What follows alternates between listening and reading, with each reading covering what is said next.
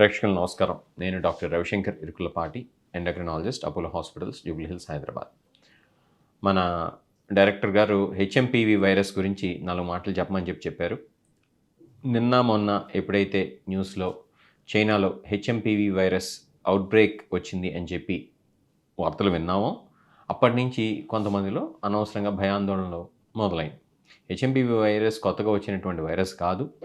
ఈ చైనా వాళ్ళు ఏ ఎలుకలతోనో లేకపోతే పిల్లులతోనో లేకపోతే పాములతోనో సావాసం చేయటం వల్ల లేకపోతే అవి తినటం వల్ల వచ్చినటువంటి వైరస్ కానే కాదు. ఇది ఇదివరకు ఎప్పటి నుంచో తెలిసినటువంటి వైరస్సే. దాని గురించి మనం కనుక చూసినట్లయితే క్లీన్లాండ్ క్లినిక్ వారు చాలా చక్కగా రాసి ఉన్నారు. ఏమని చెప్తున్నారంటే హెచ్ఎంపీవీ వైరస్ అనేది చిన్నపిల్లల్లో పెద్దవాళ్ళల్లో కూడా చాలా సహజంగా కనిపించేటువంటి వైరస్సే. మనకి సాధారణంగా కనిపించేటువంటి జలుబు, దగ్గు, జ్వరం, గొంతు మంట ఇటువంటి లక్షణాలు ఏవైతే ఉన్నాయో అట్లా వచ్చేటువంటి వైరస్గానే మనం దీన్ని పరిగణించాల్సి వస్తుంది. దీనికి మనం ఏం చేయాలి అని అంటే ఇప్పుడైతే అనవసరంగా భయాందోళనకు గురి కాకుండా ఉండాలి. అది కనుక నిజంగానే మన భారతదేశంలో ఒక పెద్ద అవుట్బ్రేక్ లాగా వచ్చినట్లయితే, లేకపోతే ఎపిడమిక్ లాగా వచ్చినట్లయితే, లేకపోతే పాండమిక్ లాగా వచ్చినట్లయితే తప్పకుండా గవర్నమెంట్ వాళ్ళు మనకు తెలియజేస్తారు. ఈలోపు మనం చేయాల్సింది ఏంటంటే మన పని మనం చేసుకుంటూ పోతూ నలుగురికి అన్నెసరీగా రూమర్స్ ప్రచారం చేయకుండా ఉండటం మాత్రం మనం చేయాలి. ఒకవేళ వచ్చినట్లయితే అప్పుడు చేయాల్సింది ఏంటంటే అప్పుడు గవర్నమెంట్ వాళ్ళు మనకి ఎలా చేయాలో అప్పుడు చెప్తారు కాబట్టి ఆ ప్రకారం చేయాల్సి ఉంటుంది.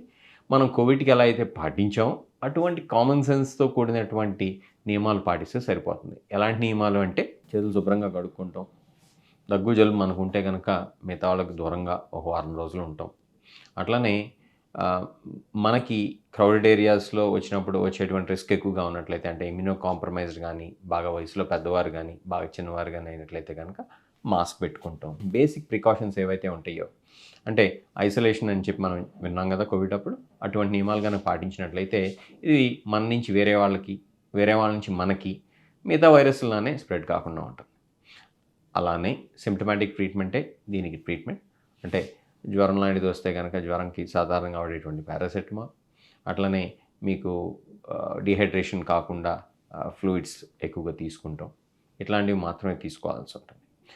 అంతేగాని దీనికంటూ స్పెషల్ యాంటీబయాటిక్స్ అప్పుడు కనుక కోవిడ్ అప్పుడు కనుక ఎజిత్రోమైసిన్లు, టాక్సిసైకిన్లు వాడినట్టు వాడేయాలని చెప్పి ఊరికే వాటిని తెచ్చేసుకుని దాచిపెట్టుకోవాల్సినటువంటి అవసరం లేనేలేదు. ఇది దేవుడి దయ వల్ల ఎట్టి పరిస్థితుల్లో కోవిడ్ లాగా అవ్వదని చెప్పి నేను అనుకుంటున్నాను. దీని గురించి ఎక్కువగా ఆలోచించకపోవడం కూడా మంచిది.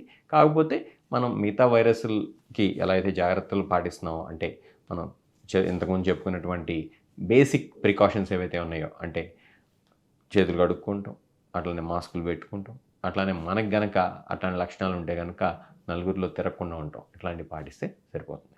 మన యూనియన్ గవర్నమెంట్ మన గవర్నమెంట్ వాళ్ళు మినిస్ట్రీ ఆఫ్ హెల్త్ వాళ్ళు కూడా దీని గురించి ఒక స్టేట్మెంట్ ఇచ్చారు. ఏమని చెప్పంటే ఇప్పుడు భయపడాల్సినటువంటి అవసరం అయితే ఏమీ లేదని చెప్పి. కాబట్టి మీరు అన్నెసరీగా రూమర్స్కి భయభ్రాంతులు కాకుండా ప్రశాంతంగా ఉండండి. ఇది మనకి రాదు, ఇది ఎపిడమిక్ ప్రపోర్షన్లో అవుట్బ్రేక్ ప్రపోర్షన్లో రాదని చెప్పి నేను ఆశిస్తున్నాను. Take care.